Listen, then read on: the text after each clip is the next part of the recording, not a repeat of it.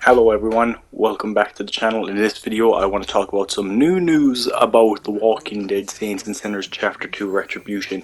Now the other day at the PlayStation State of Play we were given a new trailer for Saints and Sinners. Now they showed off quite a bit in that trailer. It showed new locations, more new weapons. We got to see the frying pan for a split second again. And we got our first look at Mama. Now she was a character mentioned, talked about. You heard her in the first game. It was unknown if she was even still alive because some people at the tower talked about how they would never see her, and some people thought Georgia was actually the one calling the shots.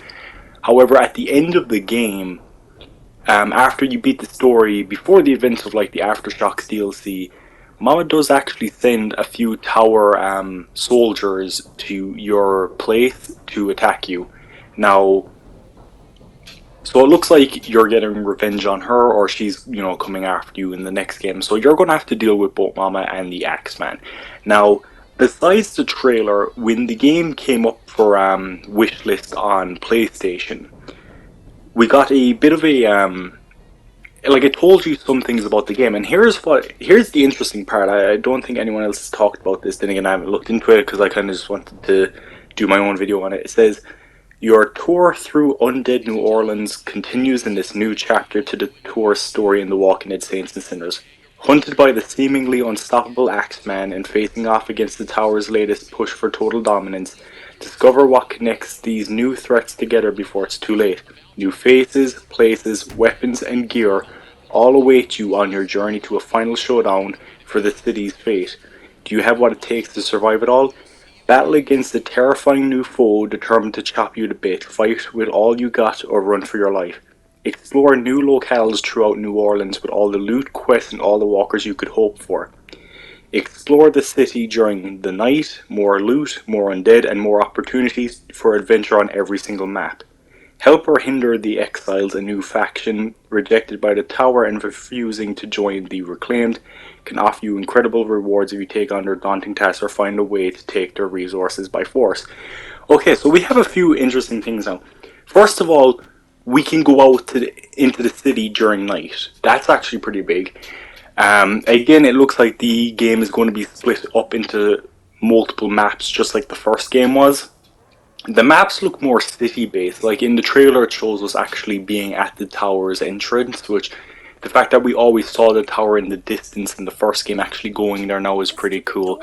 Another thing I wanted to talk about as well is the idea of carrying over choices. Now, if you've ever played Telltale's The Walking Dead, something cool they did between games was if you had a save file on your PlayStation or Xbox or whatever you were playing on, so let's say you had a save file where you played Season 1 and then Season 2 came out, it would carry your choices from your save file of Season 1 over to Season 2, so choices you made in Season 1 would be acknowledged in Season 2.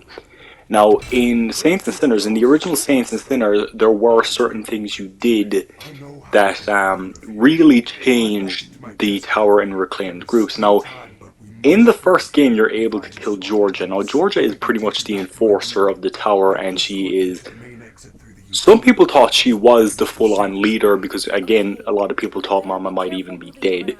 Jean-Baptiste even theorized, well, when on his radio show he talked about how one theory suggests that she never actually existed, but I think he even says he doesn't believe that theory and that he thinks there is actually, she is indeed out there. Well, you're right, because she is. So if you kill Georgia, obviously that will give Mama more of a reason to want to kill you, and also the reason Georgia wouldn't be in the new game. Now, it would be cool if they do carry over choices in that way, where if you did kill Georgia, she's not going to be in the second game at all, and Mama's even going to be more pissed at you because you killed Georgia. Now, they talked about how you could help out the Exiles. Now, the Exiles were actually in the first game. They were led by May. She helped the Exiles and was trying to get them out of New Orleans, but at the end of the game they betrayed her, and that ended up getting Umbra killed, which is her daughter, and May ended up, breaking down because of that and almost wanting to just wipe out everyone in New Orleans with the tower bell.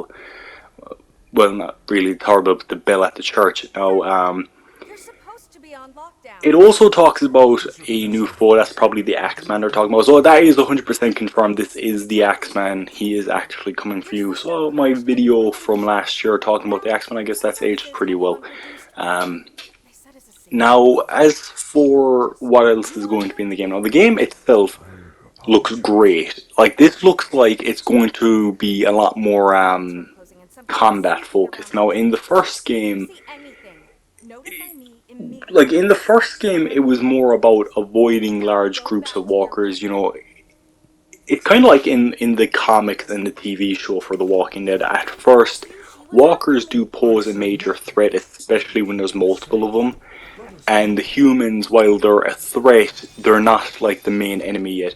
In this game, it looks like the humans are really the main threat, and the walkers are now going to be in more groups. Like, it looks like there's more groups coming after you. I mean, like, if you've watched the trailer, it looks like there's a shitload of walkers. Now, the environments for the new game look fucking fantastic. You're getting like downtown areas.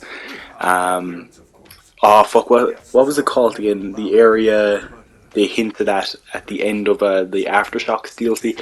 It looks like that's where we're going in Chapter 2. Now, I'm definitely going to be playing Chapter 2 the day it comes out. It's coming out on PlayStation VR 2. I don't know if there's a release date for the PlayStation VR 2. I'm probably going to pick that up when that comes out because I fucking love VR, and Saints&Sinners 1 was just an absolutely great game. I do want to, at some point, do a complete playthrough of Saints&Sinners plus the Aftershocks DLC on my YouTube channel. Last year I did a playthrough on The Walking Dead Onslaught. Now, I didn't do great in terms of viewership numbers, but Saints&Sinners, when I usually talk about Saints&Sinners, it usually does get a lot of attention. So maybe I might do a playthrough on Saints&Sinners. That might actually do better as well. It's a more well-received game. Onslaught kind of just came and went. I love Onslaught. I thought it was a game that had great potential for future content. However, they've pretty much abandoned the game, unfortunately. But at least for Saints&Sinners.